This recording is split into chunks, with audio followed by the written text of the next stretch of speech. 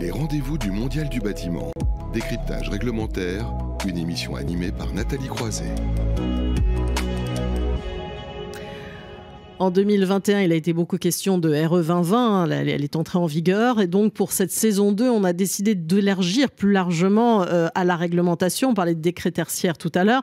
On va s'intéresser particulièrement à ce qui se passe du côté de l'Europe et quels sont les enjeux liés à l'efficacité énergétique dans le paquet climat Fit for 55. Pour en parler, on retrouve Richard Loyen. Bonjour.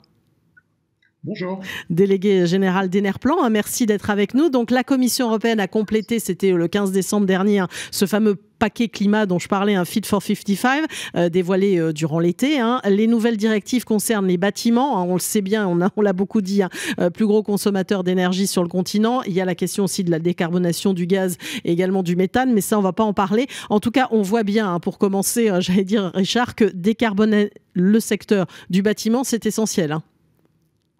Oui, aujourd'hui, le bâtiment, c'est 40% de la consommation d'énergie en Europe et 36% de nos émissions de gaz à effet de serre. Donc, il est fondamental aujourd'hui de réussir à décarboner le bâtiment. C'est ce que propose cette directive révisée, European Energy Performance Building Directive, EPBD, on a déjà une première directive, et d'ailleurs, notre RE 2020 est quelque part l'enfant de cette directive. On a transcrit un certain nombre d'éléments, ainsi que la loi énergie-climat, le décret tertiaire, tout ça, ça vient de la réglementation européenne. On a une nouvelle réglementation européenne qui définit ce que sera le nouveau standard du bâtiment en 2039. Voilà, parce qu'il y a deux aspects. Alors, il y a l'aspect bâtiment neuf. On va commencer par cet aspect-là avec vous, oui. Oui, la réglementation, cette nouvelle réglementation européenne traite souvent comme dans les réglementations, le neuf et définit un nouveau standard émission nulle pour 2030. Ça veut dire que plus de recours à l'énergie fossile sur site et des bâtiments super efficaces et alimentés par des énergies renouvelables pour leurs besoins résultants. Ce qui nous manquait dans la précédente définition des bâtiments à conso quasi nuls, on n'avait pas défini qu'ils seraient alimentés par des énergies renouvelables. Voilà, c'est écrit en toutes lettres et ça va s'imposer à partir de 2027 pour tous les nouveaux bâtiments publics. 2030 pour tous les nouveaux bâtiments, quels qu'ils soient, et les grosses rénovations. Et l'autre volet important que traite cette directive, c'est qu'elle traite de la performance du parc énergétique bâti.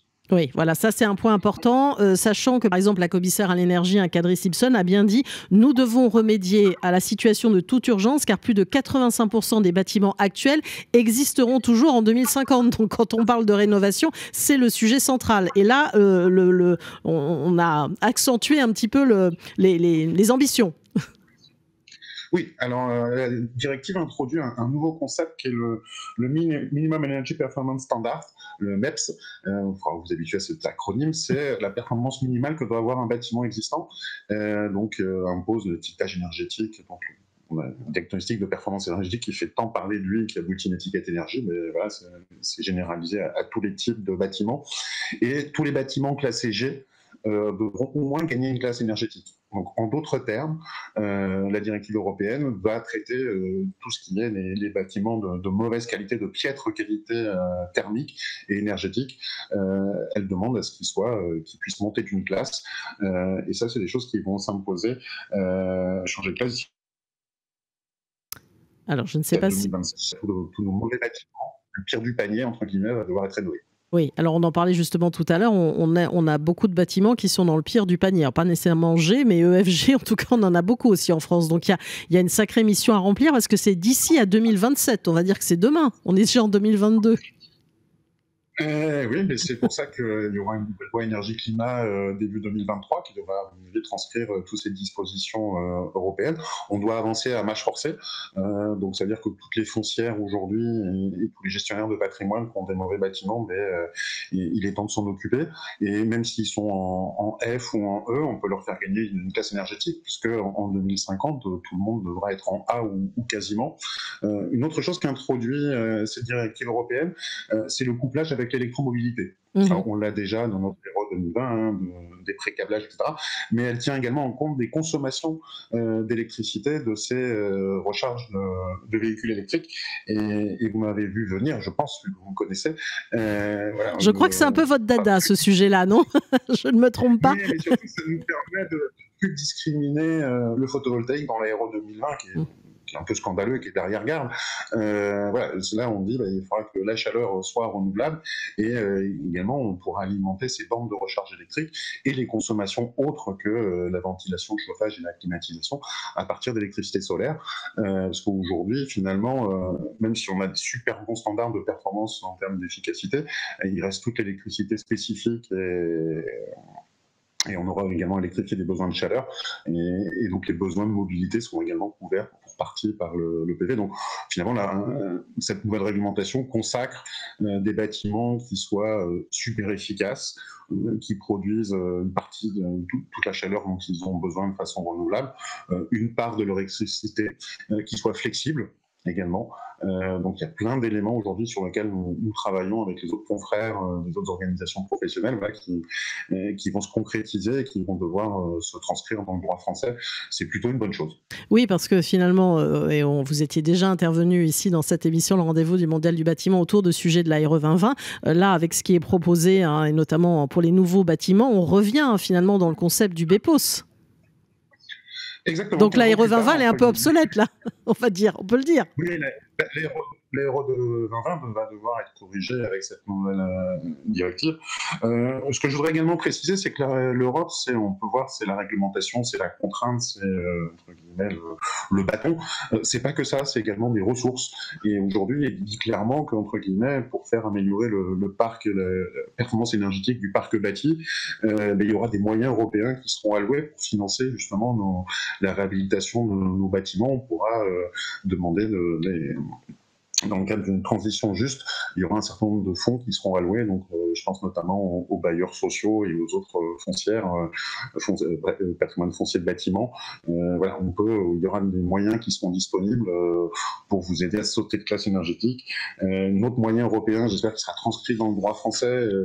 Les ministres des Finances ont revu les équipements qui peuvent être éligibles à la TVA à taux réduit, et notamment les chauffages à basse émission de carbone et les panneaux photovoltaïques pourront en faire partie. Donc on pourrait imaginer que dans un avenir prochain, la TVA baisse sur les panneaux solaires sans limite de puissance comme à 3 kVA aujourd'hui, et que ça s'applique également aux bâtiments publics. Donc on pourra faire baisser le coût de solarisation grâce à une décision européenne. Voilà, coût de solarisation, parce que... Oui, coût de solarisation, parce que c'est ce que vous évoquez aussi, une vraie place aussi pour les ENR dans cette directive européenne. Et ça ne peut que vous réjouir. Ça consacre les ENR thermiques, donc concrètement la géothermie, le bois, la pompe à chaleur, la chaleur solaire. On fait tous partie de l'équipe nationale de chaleur renouvelable et on peut pourvoir aux besoins des bâtiments quand ils sont super efficaces, le cas échéant en combinant nos forces. Solaire thermique se marie très bien avec de la biomasse ou de la géothermie, par exemple, notamment, pour améliorer la performance d'une pompe à chaleur. Donc voilà, c'est de la haute efficacité, de performance pour consommer le moins possible, pour voir à nos besoins par de la chaleur renouvelable et de l'électricité renouvelable, parce qu'il y a également une électrification d'une partie de nos besoins de chaleur, donc la pompe à chaleur, il faut l'alimenter, par exemple avec de l'électricité renouvelable, et puis tous les autres besoins du bâtiment qui aujourd'hui peuvent dépasser en consommation et en facture les besoins de chauffage. Alors vous en parliez tout à l'heure, évidemment la loi climat et résilience qui va devoir être revue aussi. Il est prévu dans cette directive européenne que les plans nationaux de rénovation des bâtiments seront intégrés dans les plans nationaux en matière d'énergie et de climat. Donc là on insiste, on va dire, sur cette question de rénovation. On peut dire que maintenant il va falloir agir dès maintenant. Chaque jour compte, comme le dit l'ADEME là, dans sa dernière campagne. Chaque jour compte, mais on doit accélérer une marche qu'on a déjà commencée. Le décret tertiaire, on doit déclarer ces données depuis ce 1er janvier sur Opérat, et on devra justifier dans les années à venir qu'on consomme moins. Donc voilà, c'est simplement le chemin, on sait, sur lequel maintenant on doit accélérer. Il y avait des trous dans la raquette, on ne touchait pas forcément l'amélioration du parc bâti de logement, il n'y avait pas de réglementation qui l'imposait. Voilà, c'est ce qui va être transcrit dans le droit national, et le plan de rénovation, c'est la pierre nationale, c'est la pierre angulaire. Je rappellerai quand même que l'Europe n'a pas d'administration décentralisée, et donc ce qui se dessine en commun à 27 au niveau de Bruxelles, après doit être décliné et mis en œuvre au niveau de chaque pays et en deçà de chaque territoire, parce que finalement c'est après le bon levier entre une politique nationale qui peut amener des moyens, et le niveau infra-régional et voire métropolitain ou intercommunal pour faire gagner la bataille contre le climat, qui est celle du siècle et qui est devant nous. Et n'oublions pas, la France a pris aussi la tête aussi de la Commission européenne. Donc il y a un vrai défi.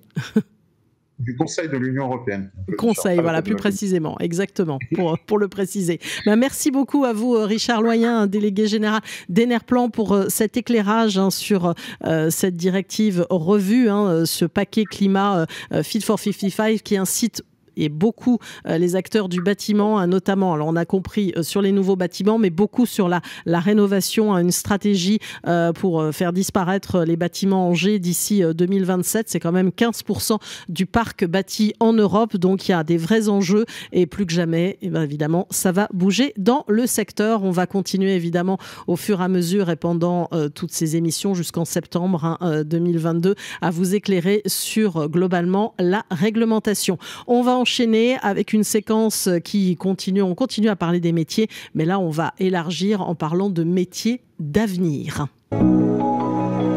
Les rendez-vous du Mondial du bâtiment. Décryptage réglementaire, une émission à retrouver et à réécouter sur le site de Bâti Radio.